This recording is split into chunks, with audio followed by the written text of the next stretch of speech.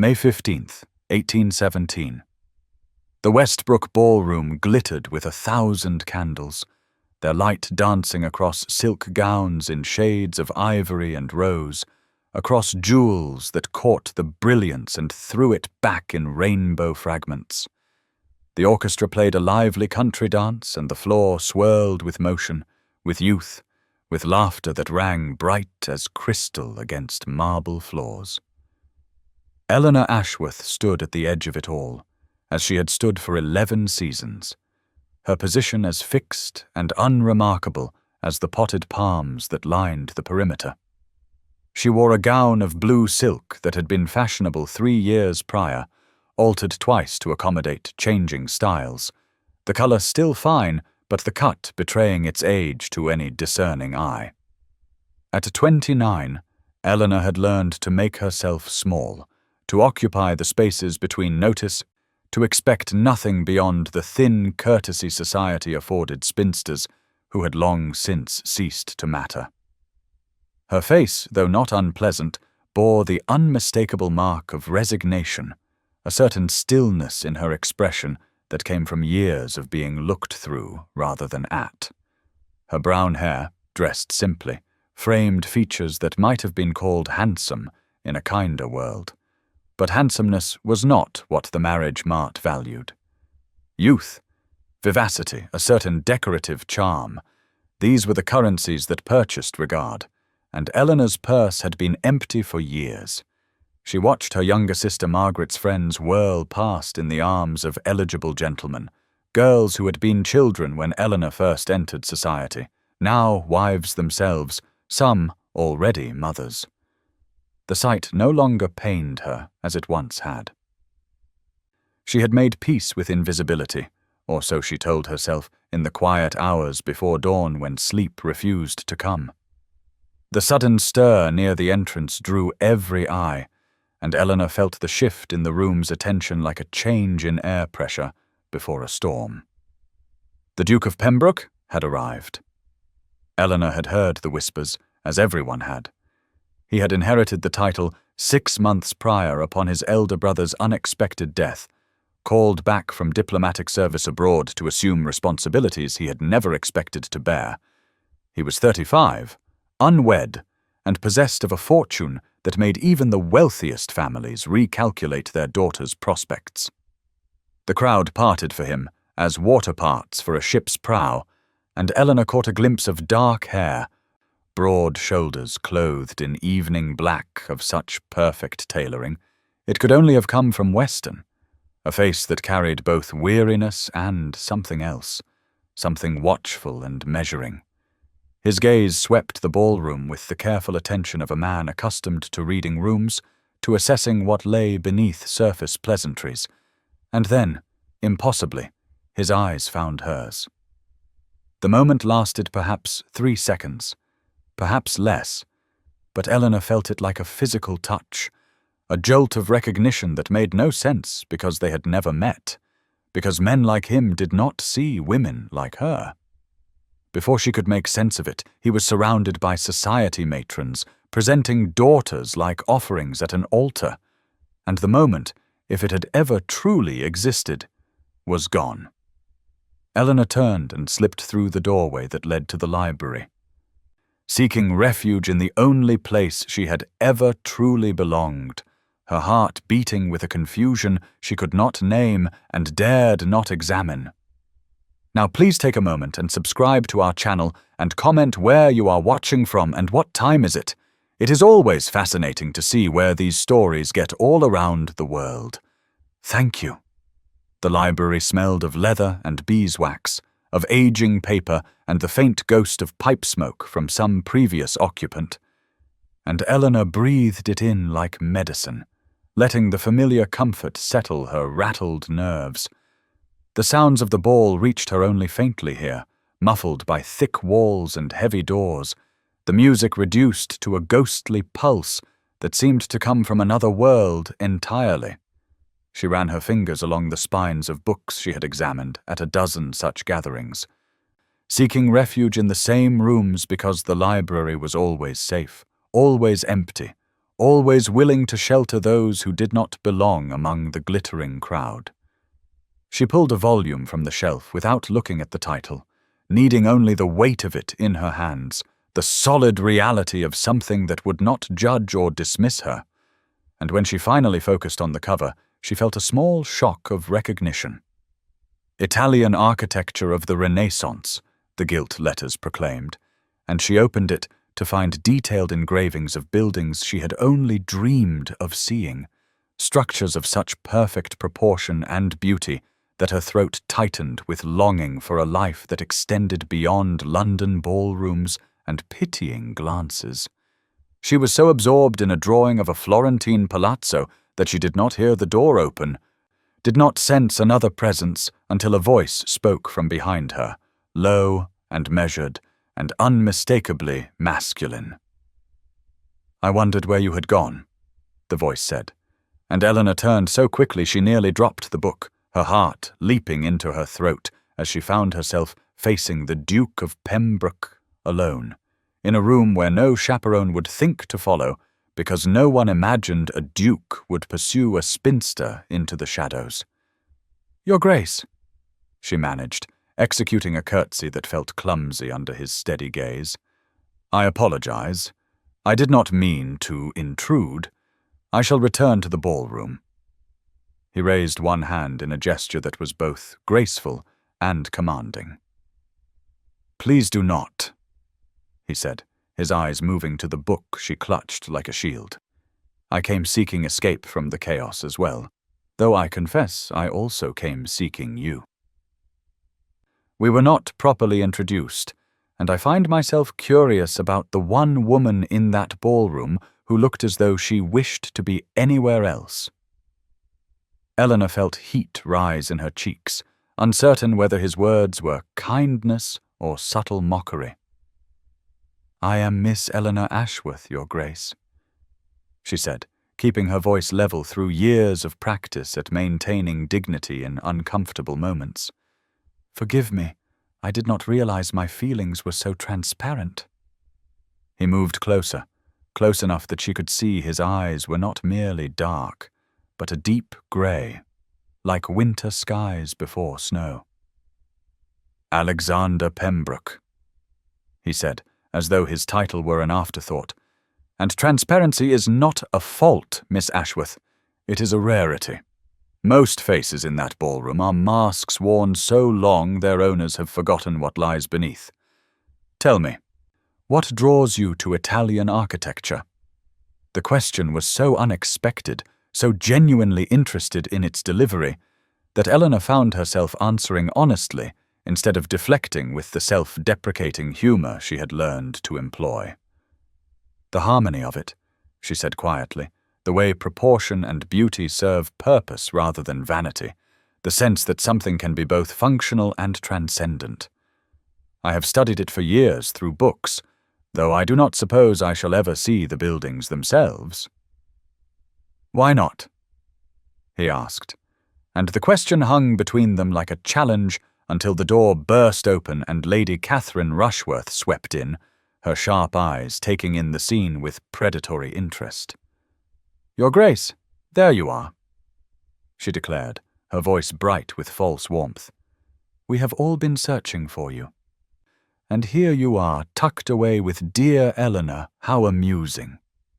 Eleanor felt the moment shatter like dropped crystal, felt herself become invisible again as Lady Catherine positioned herself between them, chattering about the dancing and the supper and all the young ladies waiting hopefully for the Duke's attention, and when Eleanor slipped from the room, neither of them seemed to notice her departure, though she could have sworn she felt his eyes follow her into the corridor beyond. May 16th, 1817. Morning light filtered through the lace curtains of the Ashworth breakfast room, falling across the modest table where Eleanor sat with her mother and sister,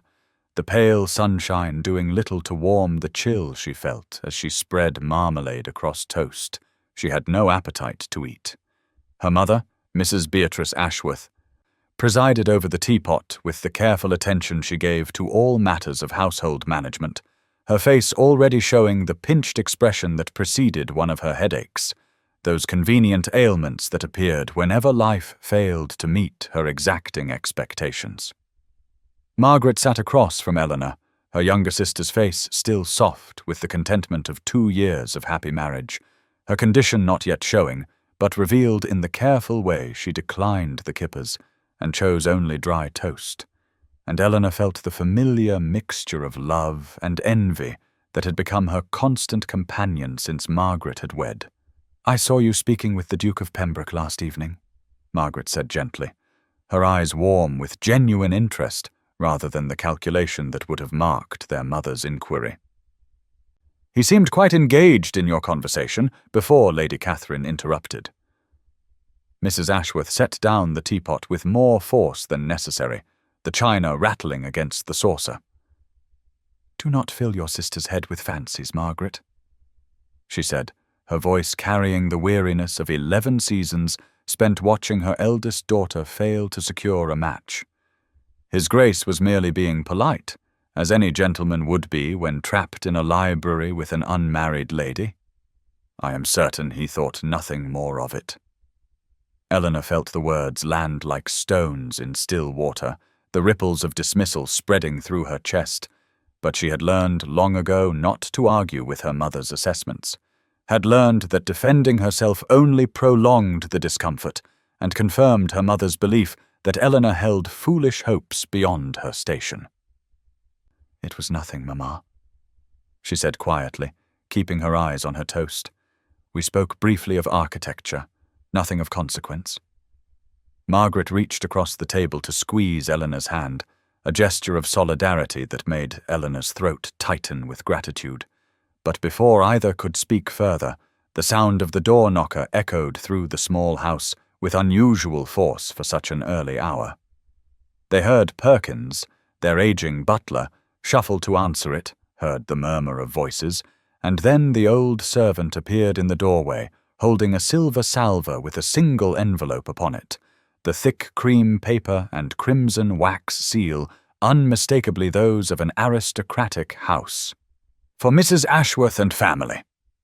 Perkins announced, his usually steady voice betraying a hint of excitement, delivered by the Duke of Pembroke's footman. "Mrs. Gore." Ashworth's hand flew to her throat as she took the letter, breaking the seal with fingers that trembled slightly, her eyes scanning the contents with increasing speed before she looked up at Eleanor with an expression that mingled shock, calculation, and something that might have been hope. "We have been invited to a garden party at Pembroke House," she said slowly, as though testing the reality of the words. 4 days hence. The invitation specifically names all 3 of us." Eleanor felt her heart begin to beat faster, felt the dangerous flutter of possibility rising in her chest, despite every lesson experience had taught her about the folly of hope. Margaret smiled broadly, but Mrs. Ashworth's gaze had already fixed on Eleanor with new intensity, her eyes cataloguing every deficit with the ruthless efficiency of a general assessing troops before battle. "We must see about your wardrobe," she said briskly, the headache apparently forgotten in the face of this unexpected development. "That green muslin might do if we add new trim, and your hair must be properly dressed, none of this simple style you prefer. If His Grace has taken some notice of you, we cannot squander the opportunity through carelessness." Eleanor said nothing, merely nodded, but inside she felt the precarious balance between hope and self-protection tip dangerously toward the former, and she wondered whether the Duke of Pembroke had any idea what tempest his simple invitation had unleashed in the quiet disappointment of her life. May 20th, 1817. The afternoon sun cast golden light across the gardens of Pembroke House, transforming the assembled guests into figures from a painting, their pastel gowns and dark coats arranged artfully against the backdrop of manicured lawns and flowering hedges that spoke of wealth so established it need not announce itself. Eleanor stood in the receiving line with her mother and Margaret, her hands clasped tightly before her to still their trembling, the green muslin gown with its new trim suddenly feeling like a costume meant for someone else, someone younger and more hopeful than the woman who wore it. The Duke of Pembroke greeted each guest with perfect courtesy, his manner formal and distant, and when Eleanor's turn came, his eyes passed over her with the same polite acknowledgement he had given the dozen guests before her, no flicker of recognition warming his expression, no reference to their library conversation or the invitation that had so disrupted her carefully maintained equilibrium. "Miss Ashworth," he said, inclining his head with mechanical precision before turning to Margaret, and Eleanor felt the sharp sting of disappointment, even as she told herself she had been foolish to expect anything different, that whatever interest she imagined in the library had been nothing more than a duke's practiced courtesy to a wallflower he found in his path. She moved with her family into the gardens, where tables laden with refreshments stood beneath striped awnings, where other guests clustered in groups that shifted and reformed like patterns in a kaleidoscope. And she accepted a glass of lemonade from a footman while her mother assessed the gathering with calculating eyes, and Margaret squeezed her arm in silent sympathy. A gentleman appeared at the Duke's side, tall and fair where Alexander was dark, his expression open and friendly, in a way that suggested he found genuine pleasure in social gatherings, rather than viewing them as duty.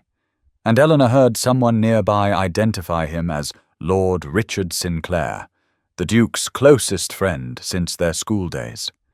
She drifted away from her mother's increasingly anxious supervision, seeking refuge in the parts of the garden where fewer guests congregated, and found herself drawn to a rose garden enclosed by high hedges, the blooms still early in their season, but promising spectacular beauty in the weeks to come. She was examining a particularly lovely pale pink specimen when she heard footsteps on the gravel path and turned to find the Duke approaching, his expression transformed from the formal mask he had worn in the receiving line, something intent and focused in his gaze that made her breath catch. "Miss Ashworth," he said, and his voice carried the same warmth it had held in the library. "I apologize for my earlier coldness. There are reasons I cannot yet explain for maintaining certain appearances in public, but I hoped we might continue our conversation about Italian architecture, perhaps discuss Palladio's influence on English design," and Eleanor felt her confusion deepen even as her traitorous heart lifted at his attention. But before she could respond, the sound of other guests approaching made his expression shudder once more, the warmth draining from his manner as he stepped back and offered her a formal bow before turning to greet Lady Catherine Rushworth and her companions, leaving Eleanor standing alone among the roses, wondering whether she had imagined the entire exchange or whether she was caught in some game whose rules she could not begin to understand. May 21st, 1817. The morning air in Hyde Park carried the scent of early blooming flowers and freshly scythed grass, and Eleanor walked beside Margaret along the serpentine path that curved between towering elms, their branches creating patterns of shadow and light that shifted with each breath of wind, though Eleanor noticed none of the beauty around her. Her mind still trapped in the confusion of the previous afternoon's garden party and the Duke of Pembroke's inexplicable behavior that had left her feeling as though she were trying to read a book with half its pages torn away. Margaret had suggested the walk with gentle insistence, her sister's perceptive eyes having noted Eleanor's distraction at breakfast and the way she had pushed food around her plate without eating,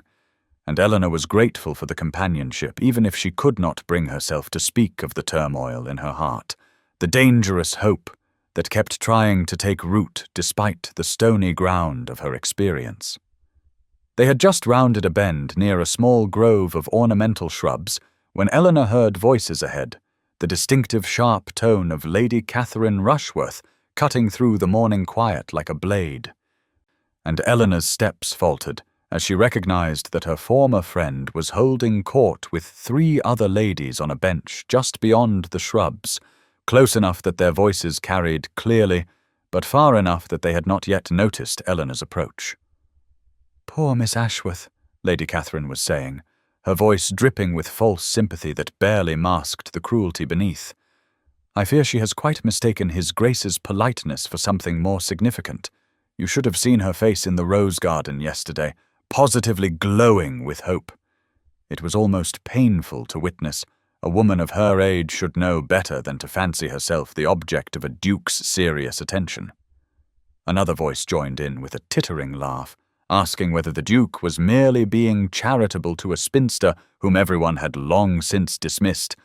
and Lady Catherine responded that she suspected exactly that, saying that His Grace was known for his kindness and had likely taken pity on poor Eleanor after seeing her standing alone at the Westbrook ball,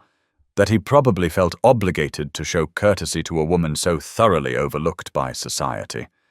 but surely could have no genuine interest in a 29-year-old woman with no fortune, no beauty, and no prospects beyond becoming a burden to her married sister. Eleanor felt the words strike her like physical blows, each one finding the tender places in her heart where doubt already lived.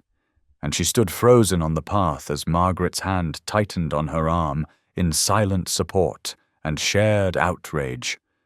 But before Eleanor could turn away, she heard Lady Catherine add in a voice of poisonous certainty that the Duke of Pembroke would soon tire of his charitable impulse, and Eleanor would be left more pitiable than before, having allowed herself to believe that she might escape the fate her advanced age and lack of attributes had sealed for her. Margaret pulled Eleanor firmly back the way they had come, steering her away from the venomous gathering, and Eleanor walked mechanically beside her sister, her vision blurred with tears she refused to let fall in public. The fragile hope she had carried from the rose garden now crushed beneath the weight of words that gave voice to every fear she had tried to suppress. May 25th, 1817. The evening musicale at Somerset House drew London society into its elegant drawing rooms where gilt chairs had been arranged in careful rows facing the pianoforte, and Eleanor sat beside Margaret in the third row back, positioned where she could observe without being particularly noticed, a location she had occupied at countless such gatherings over the past 11 years, though tonight the familiar obscurity felt less like refuge and more like punishment after the confusing pain of the past 4 days. She had resolved during the sleepless hours following the encounter in Hyde Park to guard her heart more carefully, to recognize the Duke of Pembroke's attention for what Lady Catherine had named it, a charitable impulse from a man too well bred to openly ignore a wallflower he had inadvertently encouraged. And yet when he entered the drawing-room, her treacherous heart still leapt at the sight of him before she forced her gaze down to her hands folded tightly in her lap. The musicale proceeded with the usual offerings, young ladies performing pieces selected more for their brevity than their beauty, their anxious mothers watching from the sides with expressions that mingled hope and dread, and Eleanor felt a familiar mixture of sympathy and relief that her own performing days were long past, that no one expected her to display herself like goods at market anymore. When Lady Somerset approached her during the interval with an unusual request, Eleanor initially demurred, saying she had not played publicly in years, and surely there were younger ladies better suited to entertain the company. But their hostess insisted with surprising firmness that she had heard from Margaret about Eleanor's skill, and the program needed a more accomplished performer to close the evening. Eleanor felt rather than saw the Duke of Pembroke move to stand near the pianoforte as she took her seat before the instrument, her hands trembling slightly as they found the keys, and she chose a piece by Mozart that had always spoken to her of longing and loss, pouring into the music all the confused emotion of the past weeks, the hope she had tried to suppress, and the pain of believing herself foolish for entertaining it. The room fell genuinely quiet as she played, not the restless silence of polite endurance, but the stillness of authentic attention, and when the final notes faded, the applause that followed carried real warmth rather than sheer obligation to. She rose from the instrument with a curtsy, intending to return quickly to her seat and the safety of obscurity, but found the Duke of Pembroke at her elbow, his dark eyes intense in a way that made her breath catch, despite her resolutions. "Miss Ashworth," he said quietly, his voice pitched for her ears alone beneath the surrounding conversations, "might I have a word with you in the music room? There is something I must say that cannot wait any longer." And though every instinct of self-preservation urged her to refuse, though Lady Catherine's cruel words still echoed in her memory, Eleanor found herself nodding and allowing him to guide her through a side door into the smaller chamber, where instruments were stored between performances. May 27th, 1817. The afternoon sunlight filtered through the tall windows of Hatchard's bookshop on Piccadilly, illuminating the dust motes that danced in the air between the towering shelves of leather-bound volumes, and Eleanor stood before the architecture section, with Margaret browsing novels nearby, grateful for this respite from the confusing turmoil that had dominated her thoughts since the musicale 2 days earlier, when the Duke of Pembroke had spoken of his admiration in that small music room at Somerset House with an intensity that had both thrilled and terrified her. She had come seeking the comfort books had always provided, the escape into worlds built of stone and vision, rather than the treacherous landscape of hope and disappointment that her heart currently navigated, and she ran her fingers along the spines of volumes describing buildings she would likely never see,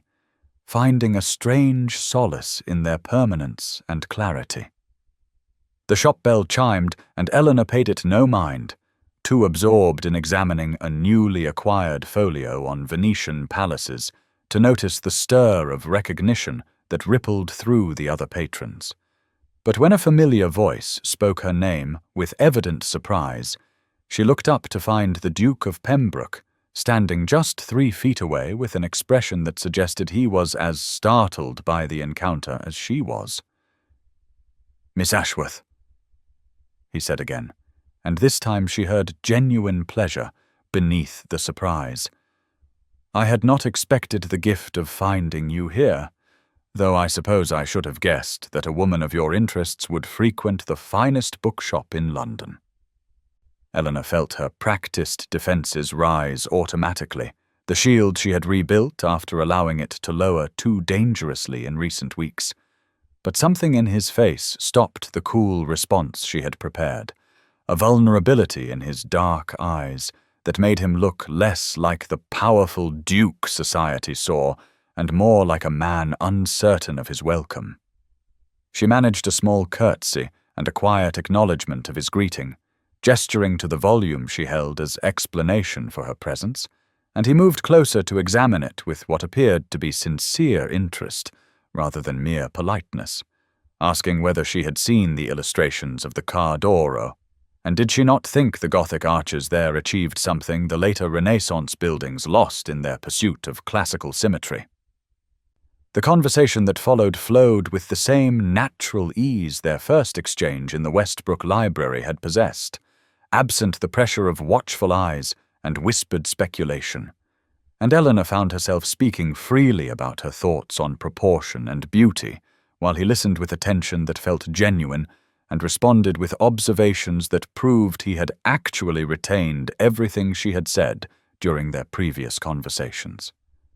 When she mentioned wishing she could see the buildings she studied, rather than merely reading about them in books,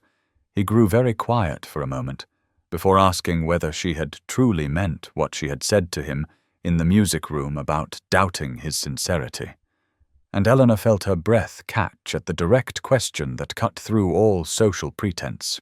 Before she could formulate a response, he continued speaking in a low voice meant only for her despite the public setting, saying he understood her skepticism given his failure to show consistent regard, but that he hoped she might allow him to prove, through actions rather than words alone, that his interest was neither charitable impulse nor passing amusement. And then he took the volume from her hands and carried it to the counter where he purchased it along with 2 other books on Italian architecture before returning and presenting all three to her with a small bow and a reminder that she had been holding a book on Venetian palaces during their first conversation, and he had not forgotten a single detail of that evening. June 1st, 1817. The morning arrived at the Ashworth residence with the usual sounds of the household stirring to life. Servants moving quietly through the corridors, the distant clatter of breakfast preparations in the kitchen below, and Eleanor sat at her small writing desk by the window of her bedchamber, reviewing the careful notes she had been making about Gothic versus Renaissance principles of proportion, finding in the intellectual exercise a welcome distraction from the confusing hope that had taken root in her heart since the encounter at Hatchard's 5 days earlier, when the Duke of Pembroke had given her those books, with a look that suggested he meant them as something more than simple gifts. She had read the volumes each night by candlelight, discovering small marks in the margins where he had noted passages of particular interest, and she wondered whether he had purchased them already marked or if he had gone through them himself before presenting them to her. The latter possibility suggesting a degree of thoughtfulness that both thrilled and frightened her with its implications. A knock at her door announced Margaret, who entered with unusual animation in her expression, saying that a footman in the Duke's livery had just delivered a calling card, and Mother was currently in the morning room, having what appeared to be nervous palpitations, while insisting Eleanor must change her dress immediately and do something more becoming with her hair. Eleanor felt her stomach tighten with a mixture of anticipation and dread as she followed her sister downstairs, finding their mother indeed in a state of agitation unusual even for a woman prone to dramatic responses, holding the elegant card as though it were a holy relic, while explaining that the Duke of Pembroke requested permission to call that very afternoon at 3 o'clock, and surely this meant his intentions were serious, despite what society might whisper about Eleanor's age and circumstances. Margaret caught Eleanor's eye with a look of sympathy mixed with concern, her younger sister understanding better than anyone the dangerous territory of allowing hope to flourish when disappointment had been the constant companion of Eleanor's adult life. But there was no possibility of refusing the call without giving grave insult, and so Eleanor found herself 4 hours later dressed in her best afternoon gown of pale green muslin that Margaret insisted brought out the colour of her eyes. Seated in the formal parlour beside her mother, with hands folded carefully to conceal their trembling while they awaited the arrival that would either confirm the tentative hope growing in her heart or reveal it as the foolish fantasy Lady Catherine had named it. When the clock struck 3 and the butler announced the Duke of Pembroke, Eleanor felt time seem to slow as Alexander entered the room with perfect aristocratic bearing, bowing first to her mother with proper respect before turning his dark gaze to Eleanor with warmth that made her breath catch despite her determination to maintain composure. The call proceeded with flawless propriety as he discussed estate matters with her mother and inquired after the health of Margaret's husband, but his attention returned again and again to Eleanor. Drawing her into conversation about the books he had given her and listening to her observations with the focused attention she had come to recognize as distinctively his, and when he extended an invitation for the entire Ashworth family to attend a week-long house party at his country estate beginning on June 8th, Eleanor saw her mother's face transform with an expression of triumph mixed with disbelief, while Margaret reached over to squeeze her hand beneath the cover of her skirts in silent support. June 8th, 1817.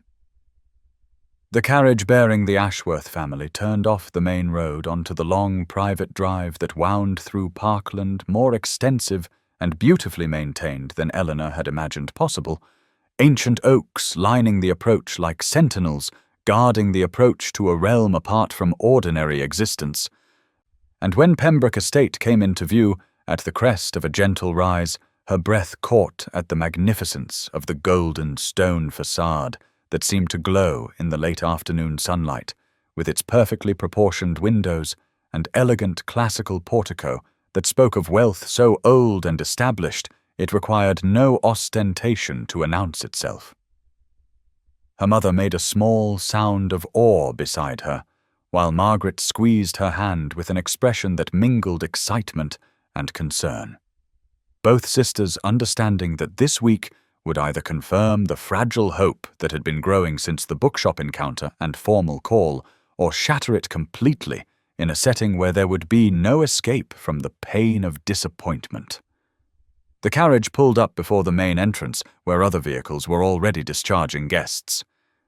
and Eleanor recognized with a sinking sensation the elegant form of Lady Catherine Rushworth descending from a coach with her husband Lord Edmund, while casting an appraising look at the arriving families that suggested she was already cataloguing material for future gossip.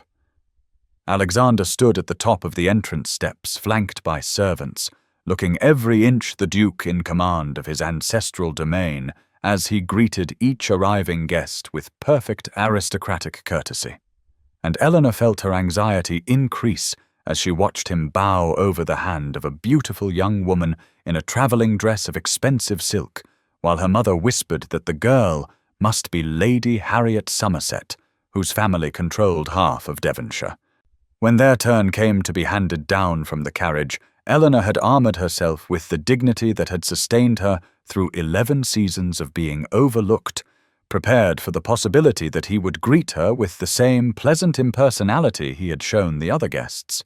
But when his dark eyes met hers, something shifted in his expression, and he descended the steps himself, rather than allowing a footman to assist her,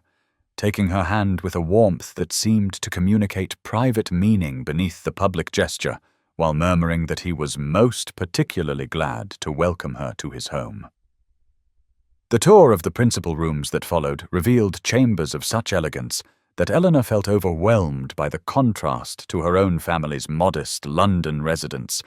but Alexander remained near the Ashworth party throughout the procession through staterooms and galleries, drawing Eleanor's attention to architectural details she might find interesting and asking her opinion on the proportion of the Great Hall with a deference that seemed to elevate her observations above those of guests with far greater social standing.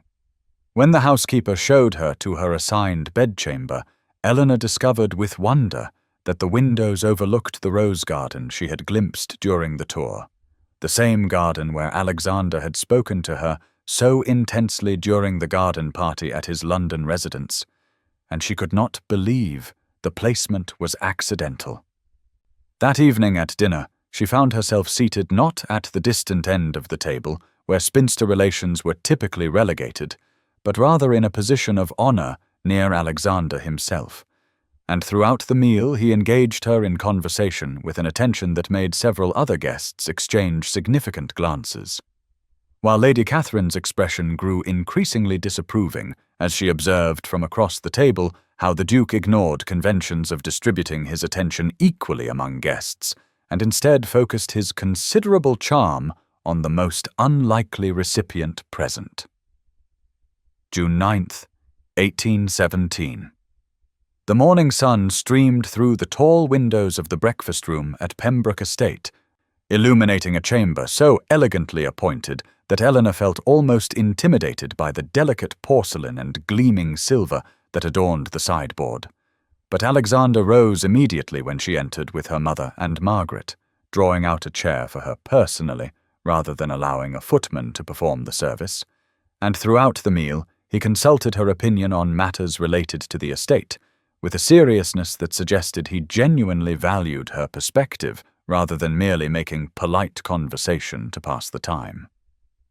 Lady Catherine sat across the table with an expression growing increasingly sour as she observed how the Duke directed his attention so consistently toward the least socially significant guest present,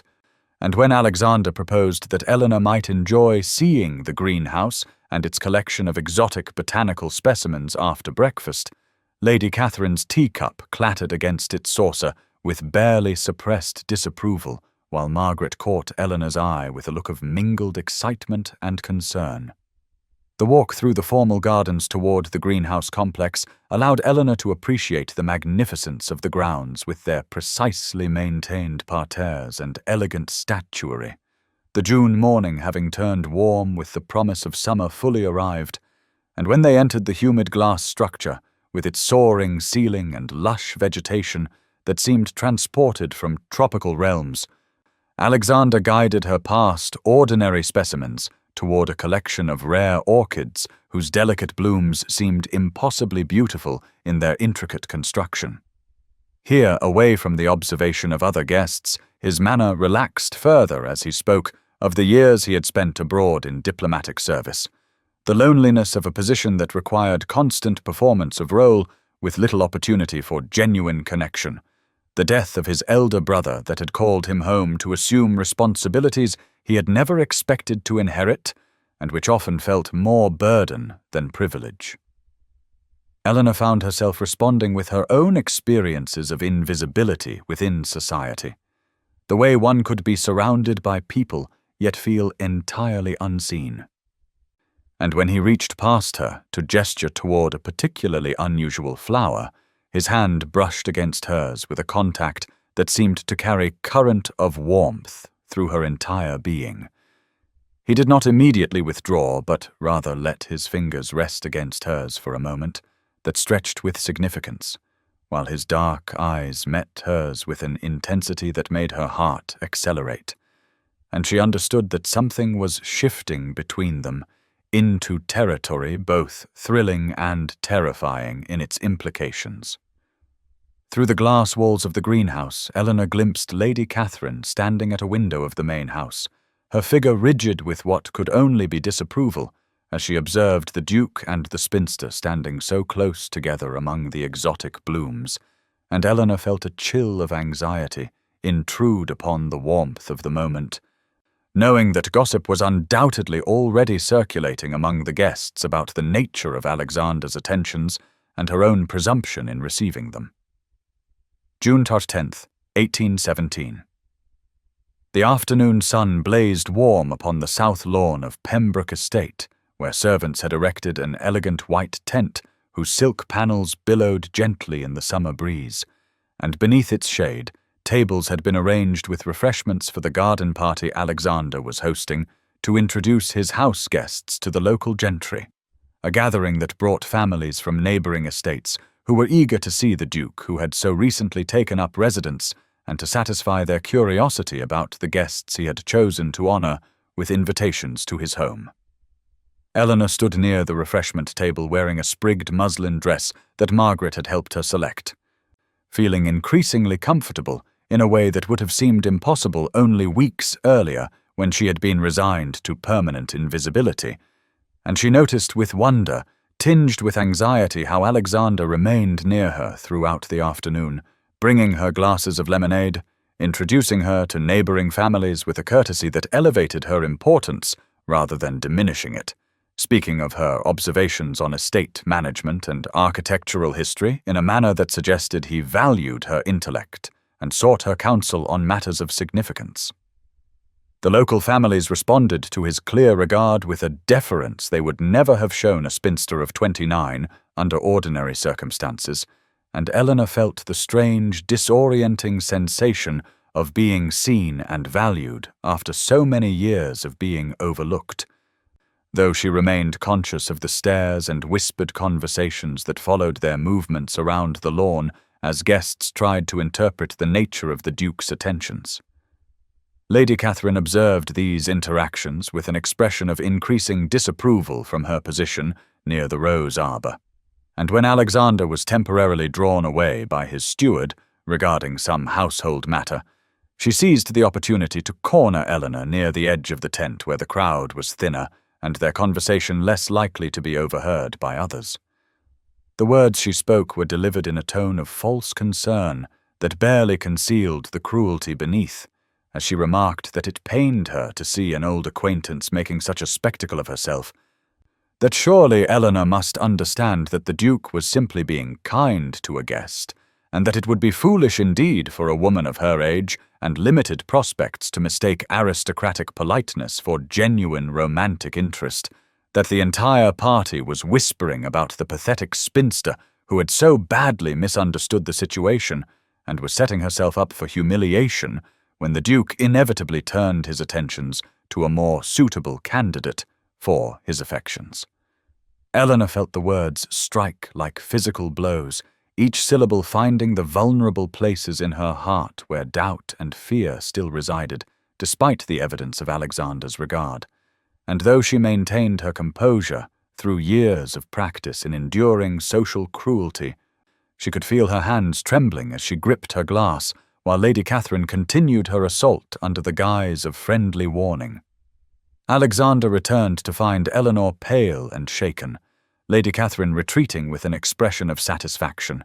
and something shifted in his demeanour as he took in the scene with the perceptiveness that came from years of diplomatic service reading underlying currents in social situations. And without a word to Eleanor, he strode after Lady Catherine with a determination that drew the attention of nearby guests. Those close enough to observe saw the Duke speak to Lady Catherine in tones too low to be overheard, but with an intensity that left no doubt he was delivering a rebuke. Saw her face flush with shock and anger. Saw him gesture toward Eleanor with a protectiveness that made his regard unmistakable,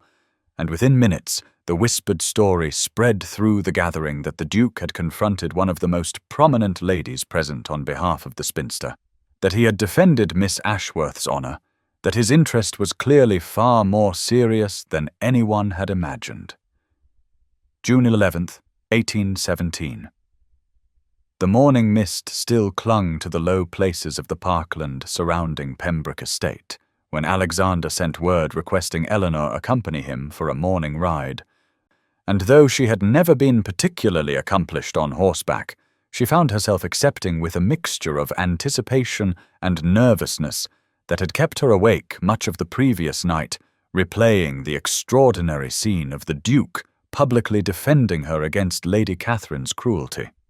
Margaret insisted Eleanor borrow her own dark green riding habit, which fit reasonably well despite needing adjustment at the waist, and as Eleanor descended to the stables she felt acutely conscious of how the borrowed garment represented her position as someone perpetually making do with what others could spare, rather than possessing the abundant resources that came naturally to those born to different circumstances. Alexander waited beside 2 horses already saddled, his own large black gelding and a gentler chestnut mare, whose calm temperament he had specifically requested for Eleanor's use, and he helped her mount with a steadying hand that lingered perhaps a moment longer than strictly necessary before swinging on to his own horse with the easy grace of someone raised to the saddle from childhood. They rode in companionable silence through the misty morning, following a track that led upward through wooded slopes toward higher ground, and Eleanor found herself grateful for the excuse not to speak immediately, as her mind churned with questions about his intentions and the meaning of yesterday's confrontation that had sent ripples of gossip through the entire party. The overlook he brought her to commanded a magnificent view across his lands. The estate house visible in the distance, with its elegant proportions, settled into the landscape like something that had grown there naturally over centuries, and when they dismounted, Alexander led the horses to graze, while he guided Eleanor to a fallen log that provided a natural seat overlooking the vista spread below them.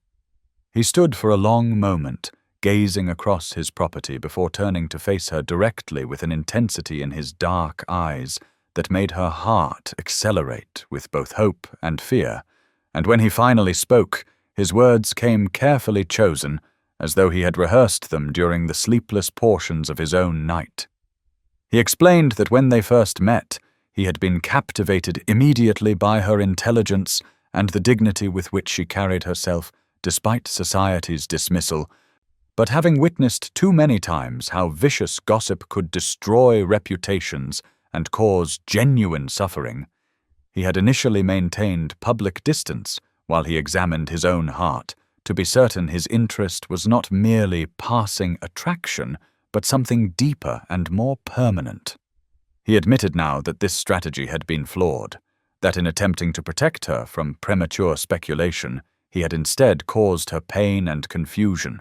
that watching Lady Catherine wound her yesterday had made him understand he could not guard his regard so carefully when she needed to know with certainty that he valued her beyond any other woman of his acquaintance.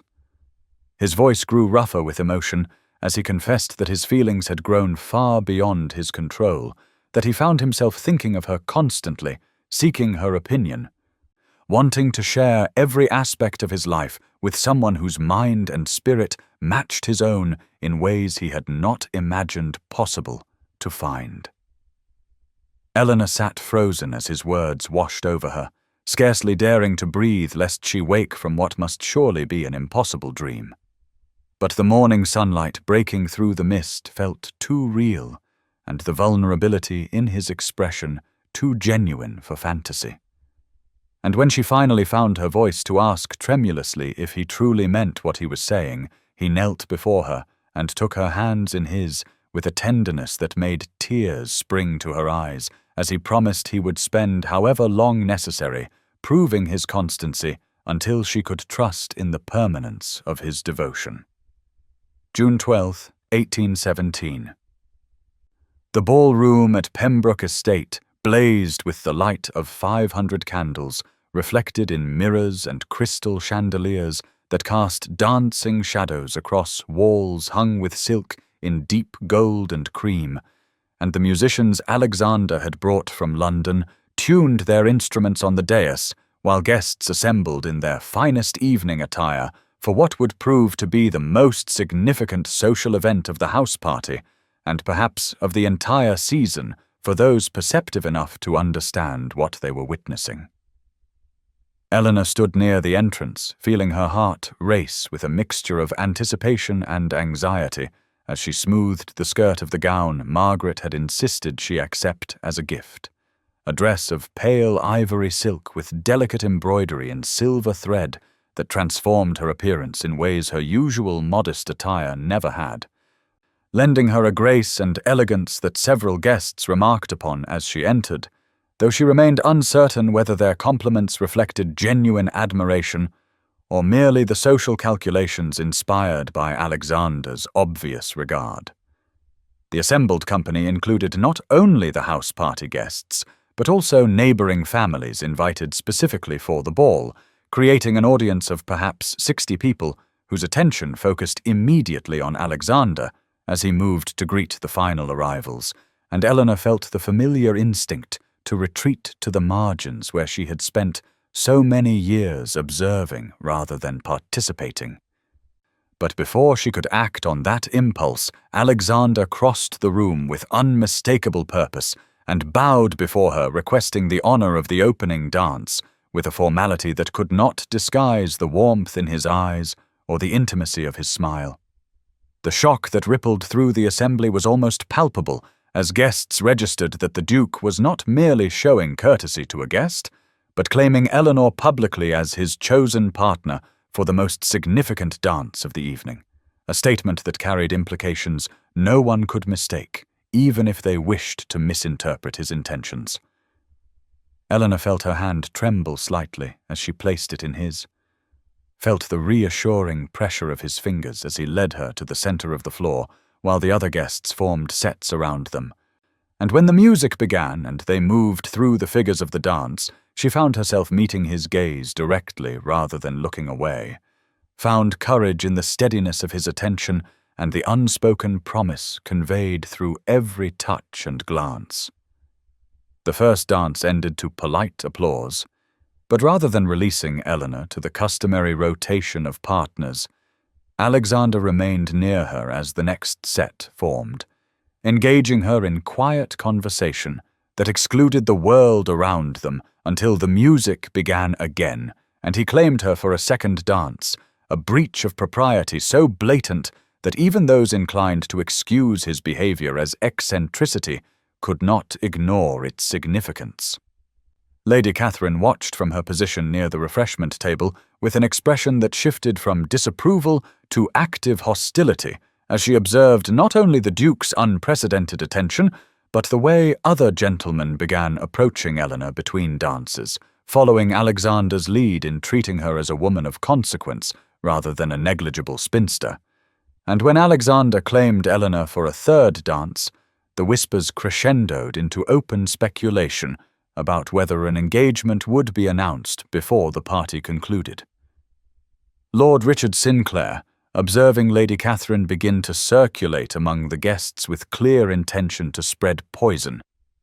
intercepted her conversation with the Tremaines and spoke in carrying tones about how Miss Ashworth had been instrumental in helping Alexander plan charitable initiatives for the estate tenants, revealing an involvement in the Duke's affairs that suggested intimacy and trust beyond mere social acquaintance, lending Eleanor a legitimacy and value that even the most determined gossips found difficult to dismiss entirely. June 13th, 1817. The morning sun streamed through tall windows into the small private breakfast room, where Alexander had arranged for Eleanor to join him alone, save for the discreet presence of a maid stationed near the door to satisfy propriety. And as Eleanor entered, still feeling as though she moved through some impossible dream after the previous evening's extraordinary ball, she found him standing by the window, gazing out at the gardens with an expression that shifted to unmistakable warmth when he turned at the sound of her entrance and crossed to pull out her chair himself, rather than allowing the servant to perform that office. The breakfast laid out was more intimate than the grand buffet offered to other guests in the main dining room, with delicate pastries and fresh fruit arranged on china, so fine Eleanor could see light through it, and as Alexander dismissed the maid to wait outside the closed door, Eleanor felt her heart accelerate with the significance of this private audience that suggested intentions serious enough to disregard the whispers such arrangements would inevitably inspire among the remaining house guests. He did not speak immediately, but instead served her himself, placing selections on her plate with careful attention to what he had observed she preferred during previous meals. And this small gesture of having noticed her tastes moved Eleanor more than grander displays might have done, because it revealed the depth of his attention to details about her that most people never bothered to observe. When he finally spoke, after taking the seat beside rather than across from her, his voice carried a seriousness that made her set down her fork and give him her complete attention as he began to speak of how her life might change, asking with genuine interest about dreams she had harbored beyond society's narrow expectations for women of her station, and particularly for those dismissed as past the age for new beginnings. Eleanor found herself speaking more freely than she had ever dared about her longing to see the world beyond England's shores, to stand before the architecture she had studied in books, and understand how light and proportion combined to create beauty, to live a life defined by curiosity and growth rather than the slow diminishment into invisibility that society prescribed for spinsters. And as she spoke, she watched his expression grow more animated with each word, as though her dreams aligned perfectly with visions he had been harboring himself. Alexander leaned forward and took her hand where it rested on the table, his touch gentle but definite, and told her he wanted to show her Italy and the architectural wonders she had studied, that he had connections in Florence and Rome who could provide access to buildings rarely opened to visitors, that traveling with someone who shared his appreciation for art and history would transform experiences he had previously undertaken alone into something infinitely richer.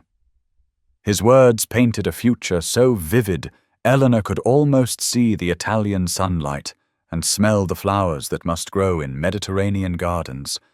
and she felt tears prick her eyes at the generosity of someone not only accepting her dreams but actively wishing to facilitate their fulfillment in ways her limited circumstances had never allowed her to imagine possible.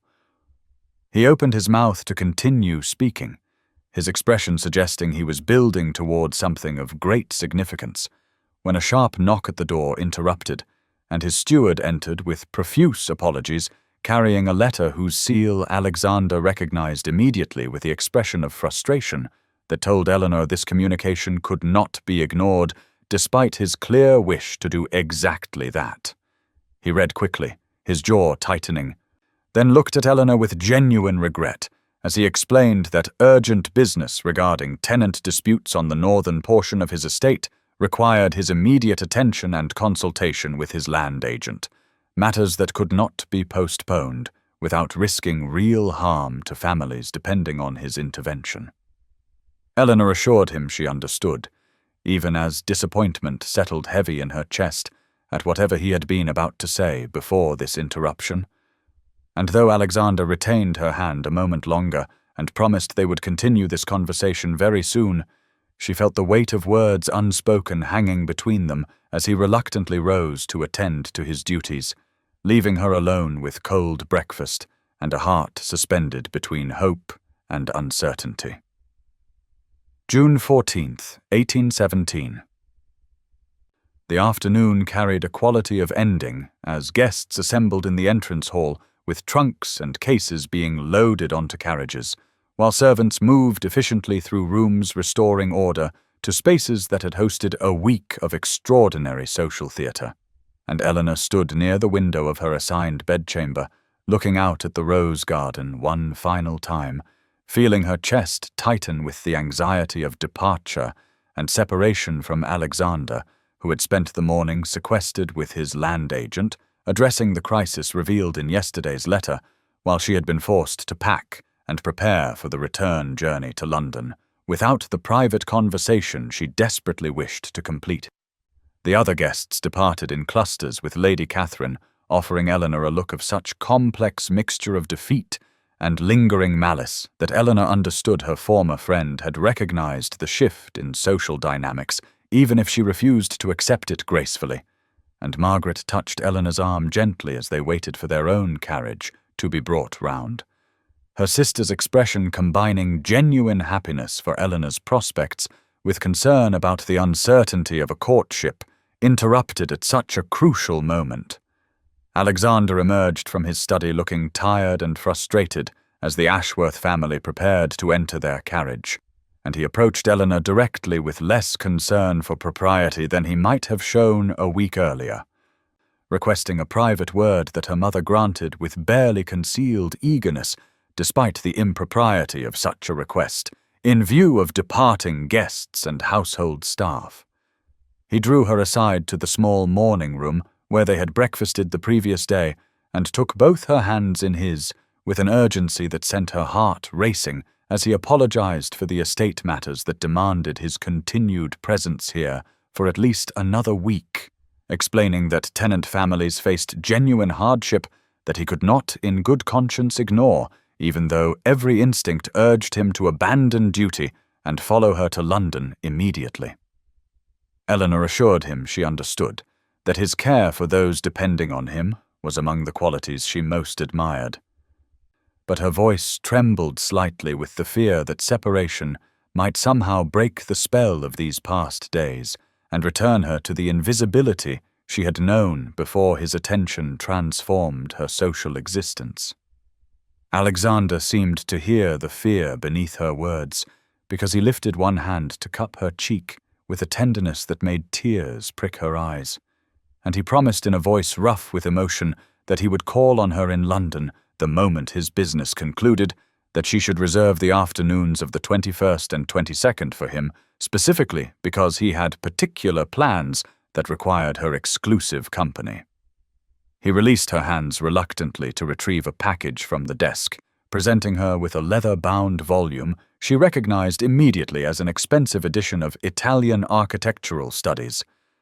And when she opened it, she discovered he had filled the margins with handwritten notes throughout, observations and questions clearly meant to continue their conversations across the distance and days that would separate them, a gift that demonstrated both the depth of his attention and his intention to maintain their connection despite physical separation. Their farewell in view of her waiting family was necessarily brief, but the pressure of his hands and the intensity of his gaze communicated promises that required no words, and as the carriage rolled down the drive, carrying her away from Pembroke Estate, Eleanor clutched the book to her chest and allowed herself to hope that the courtship so dramatically begun would continue to its natural conclusion despite this temporary parting. though a small voice of old fear whispered that a week apart might give Alexander time to reconsider the wisdom of attaching himself to a woman society had long since dismissed as past the age for such romantic possibilities. June 21st, 1817. The week since Eleanor's return to London had passed with excruciating slowness, each day bringing a fresh torment of social attention that ranged from genuine curiosity to thinly veiled cruelty, as word of the Duke's marked preference during the country house party spread through drawing rooms and ballrooms like fire through dry grass, and Eleanor found herself subjected to scrutiny more intense than any she had endured during 11 previous seasons, when she had at least enjoyed the mercy of invisibility rather than this new experience of being observed and discussed and speculated upon by people who had never bothered to learn her name before Alexander Pembroke had shown her such unmistakable regard. Margaret stayed close during calling hours, offering silent support while their mother vacillated between unprecedented pride in her eldest daughter's prospects and anxiety that something might yet destroy this impossible good fortune. And Eleanor herself moved through the days in a state of suspended animation, counting hours until the 21st, when Alexander had promised to call, clinging to the Italian architecture book with his handwritten notes as proof that the extraordinary events at Pembroke Estate had actually occurred and were not some fever dream conjured by a spinster's desperate imagination. The afternoon of the 21st arrived at last, and Eleanor, dressed with trembling hands in a gown of pale green muslin that Margaret insisted brought out the colour of her eyes, and when Alexander's card was brought up precisely at 3 o'clock, her heart hammered so violently she feared the other callers already assembled in the drawing-room must surely hear it. But she arranged her features into composure and rose with as much dignity as she could summon when he entered the room, bringing with him a presence that seemed to charge the very air and draw every eye to his tall figure as he greeted her mother with perfect courtesy, before turning to Eleanor with a warmth in his grey eyes that made her breath catch. The drawing-room was unfortunately full of other callers, as was typical during fashionable calling hours, including Mrs. Weatherby and her daughters, who had never deigned to acknowledge Eleanor before, but now watched with avid interest, and Lord and Lady Hastings, who had arrived moments before Alexander, and whose expressions combined surprise and something less pleasant as they observed the Duke's particular attention to Eleanor as he took the seat beside her and began inquiring about her week with the ease of established intimacy that suggested rights no unmarried gentleman should presume. Lord Hastings, a portly man of 50 with a reputation for cruel wit and an inflated sense of his own importance, due to family connections to an earl, exchanged a glance with his wife before remarking in a voice pitched to carry across the drawing-room that it was remarkable how certain spinsters who had long accepted their inevitable fate could develop such inflated expectations based on simple kindness from gentlemen too well bred to show the disdain such presumption deserved. And the room fell into immediate shocked silence as every person present understood the insult directed at Eleanor and waited to see how the Duke would respond to this challenge to his judgment and her character. Alexander rose slowly from his seat, his movement controlled but carrying such cold fury that Lord Hastings actually drew back slightly as the Duke crossed the few steps to stand directly before him, and in a voice of ice Alexander stated that he required Lord Hastings to immediately retract his statement and offer Miss Ashworth a sincere apology. And when Hastings attempted to bluster that he had made no specific accusation, Alexander cut him off with a gesture and stated in tones that brooked no argument that any insult to Miss Ashworth was an insult to himself personally, and that Hastings would either apologize and depart immediately or face social consequences that would make his current standing in society seem a fond memory. And the absolute authority in Alexander's voice, combined with the clear threat, left no room for defiance. Lord Hastings, his face mottled red with humiliation, offered a stilted apology to Eleanor before practically fleeing the drawing room with his wife hurrying after him, and Alexander turned to the remaining callers and stated clearly that Miss Ashworth was under his protection, and that he would view any further discourtesy toward her as a personal affront requiring his direct response, a declaration that left no doubt about his intentions and sent a clear message through London society that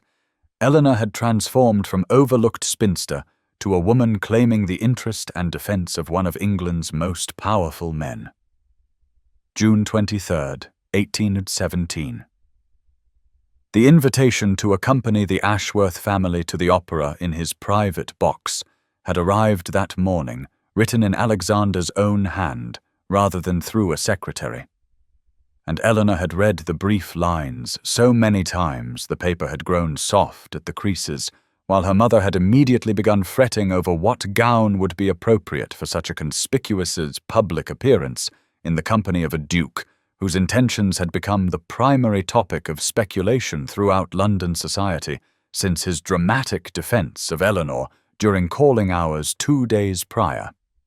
Margaret had lent Eleanor a shawl of delicate silk in deep ivory that complemented the rose-coloured gown Eleanor had chosen, and when Alexander arrived at their townhouse precisely at 7 o'clock to escort them personally, rather than simply meeting them at the theatre, Eleanor's mother had practically trembled with the significance of such marked attention, while Margaret squeezed Eleanor's hand with sisterly encouragement, and Eleanor herself felt her heart hammering against her ribs as Alexander greeted her with warmth that seemed to light his usually reserved features from within. The journey to the theatre passed in a blur of nervous awareness of Alexander seated across from her in the carriage, making gracious conversation with her mother, while his eyes kept returning to Eleanor with an intensity that made her skin warm and her breath catch. And when they arrived at the grand entrance where fashionable society gathered to see and be seen, Alexander handed Eleanor down from the carriage himself and kept her hand tucked securely in the crook of his arm as they entered the building, a gesture of possession and protection that sent whispers rippling through the crowd like wind across water. His private box occupied a prime position with excellent views of both stage and audience,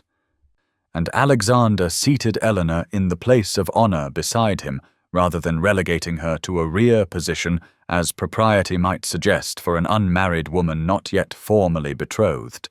And throughout the first act of the performance he leaned close to make quiet observations about the singers and orchestra that created an intimate bubble of shared attention, despite the hundreds of eyes Eleanor could feel upon them from other boxes and the pit below. During the interval when society members traditionally visited each other's boxes to gossip and network, several acquaintances came to pay respects to the Duke and were introduced to the Ashworth family, with a courtesy that elevated their social standing simply through association.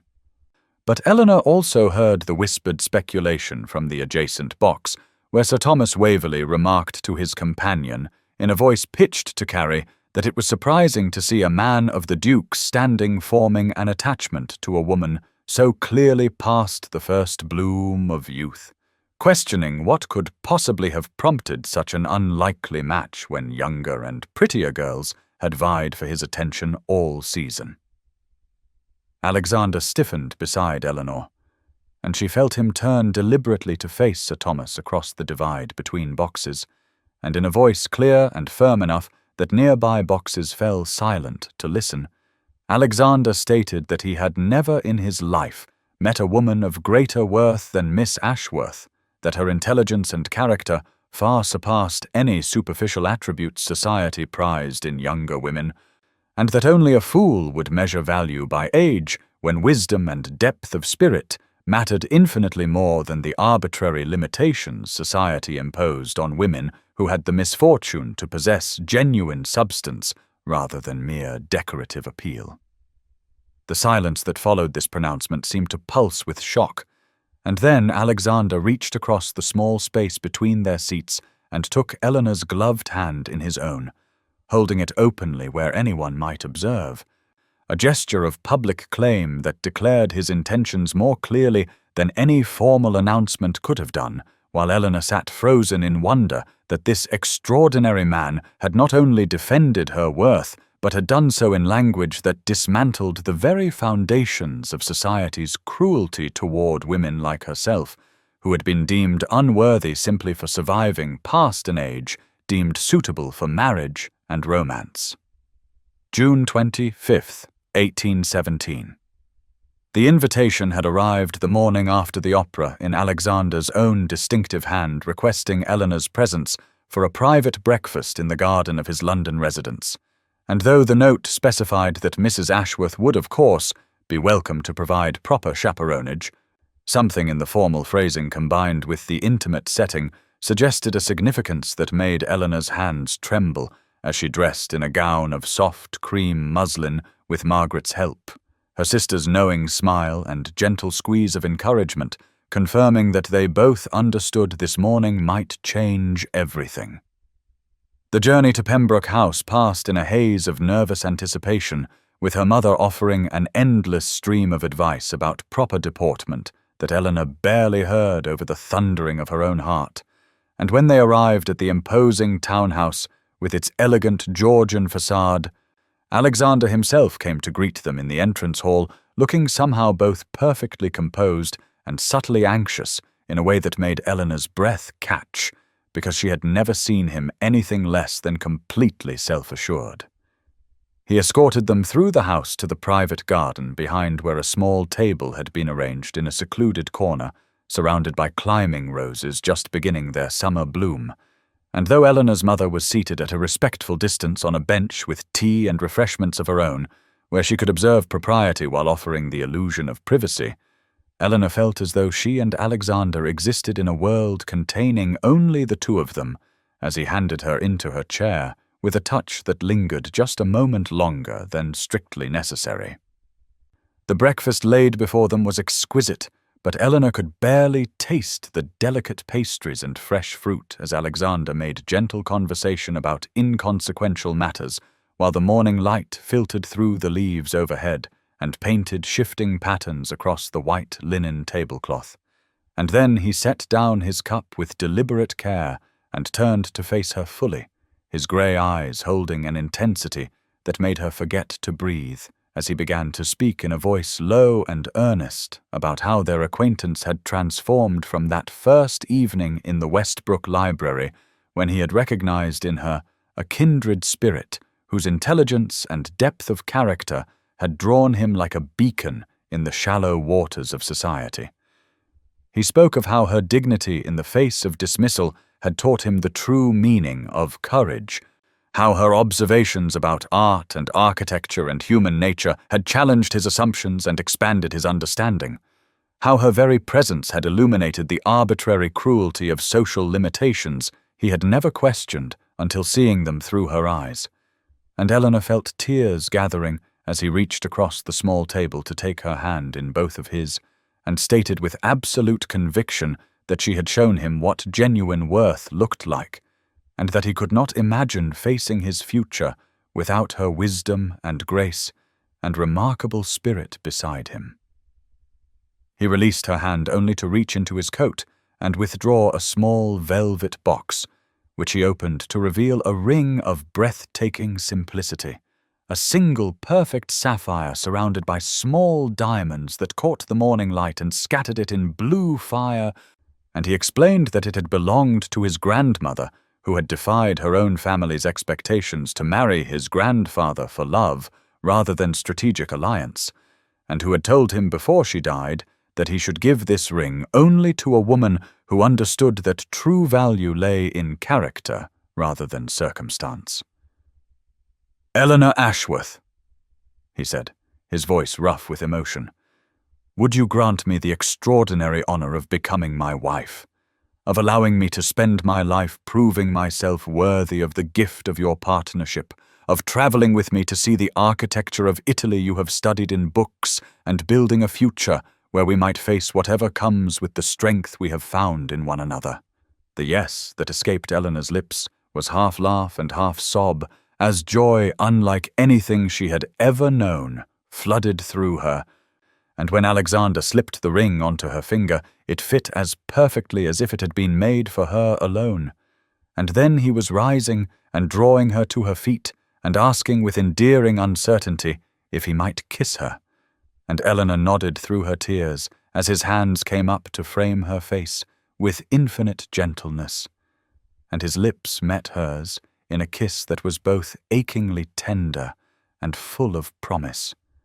sealing between them a commitment that transcended every limitation society had tried to impose, and proving that love recognized no boundaries save those of the heart itself. July 15th, 1817. The morning of Eleanor's wedding dawned with golden sunlight streaming through the tall windows of the Ashworth townhouse where she had awakened for the last time as an unmarried woman.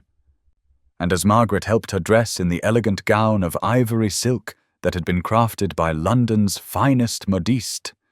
Eleanor caught sight of her own reflection in the looking-glass and barely recognized the radiant woman who gazed back at her, transformed not by cosmetics or elaborate styling, but by the unmistakable glow of genuine happiness that seemed to illuminate her from within in a way that 29 years of invisibility had never permitted.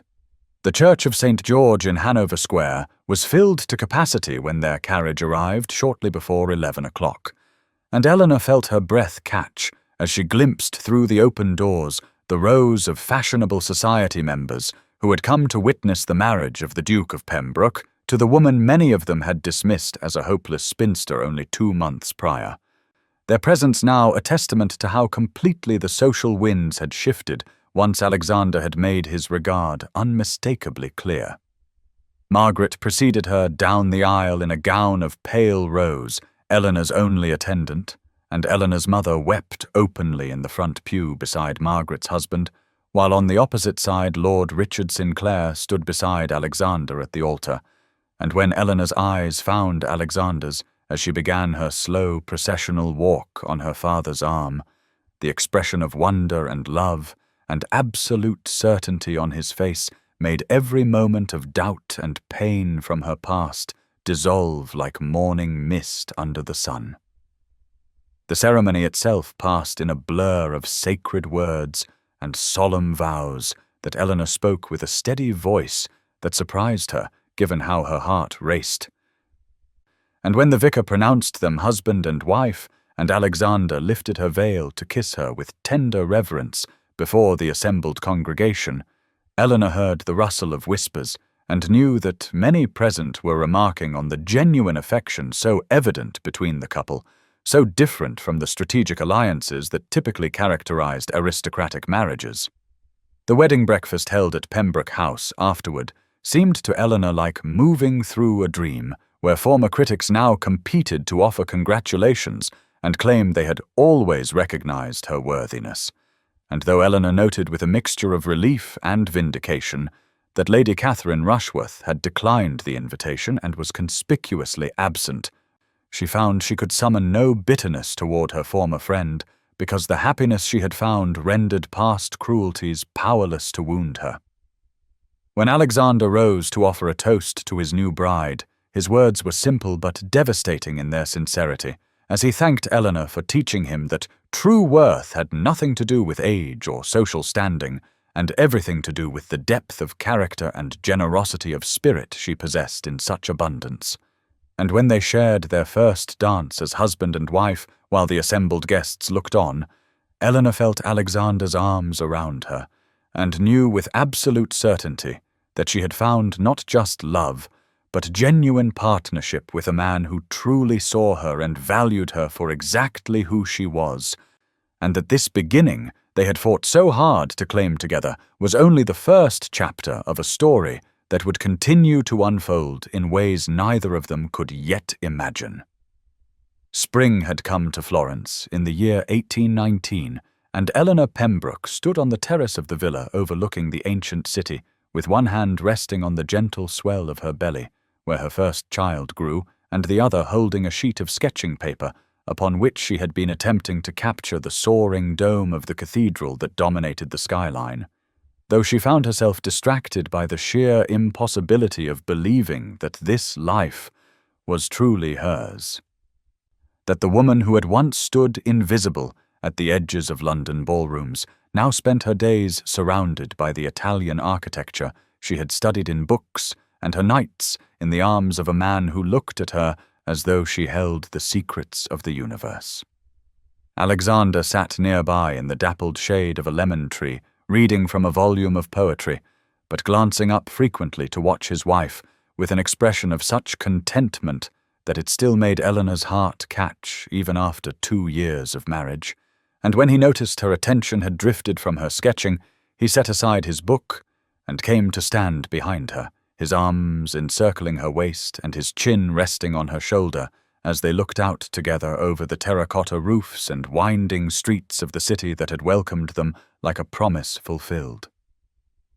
A letter had arrived that morning from Margaret, describing how her 3 children filled their country home with joyful chaos and how their mother had become insufferable in her tendency to work Eleanor's title as Duchess into every conversation with the neighbours, and there had been a separate note from Richard Sinclair mentioning with obvious amusement that even Lady Catherine Rushworth had been heard to speak approvingly of the match at a recent gathering, time and the undeniable evidence of genuine happiness having softened even her bitter judgment.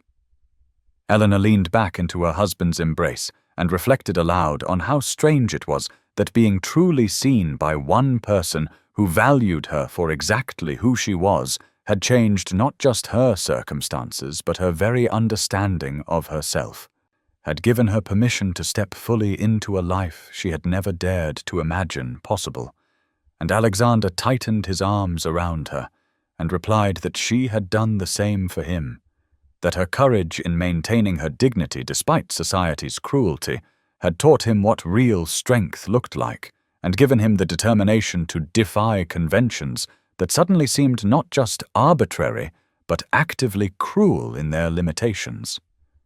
They stood together as the afternoon light turned golden and painted the ancient stones of Florence in warm amber. And Eleanor thought of the girl she had been at 29, standing at the edge of a ballroom in an outdated gown, believing her life was already over, and she wished she could reach back through time to whisper to that lonely, invisible woman that the story was not finished, that sometimes the most extraordinary chapters begin precisely when we have stopped expecting them, that true worth exists independent of society's recognition, but being genuinely seen by another soul who values that worth transforms everything in ways both profound and lasting.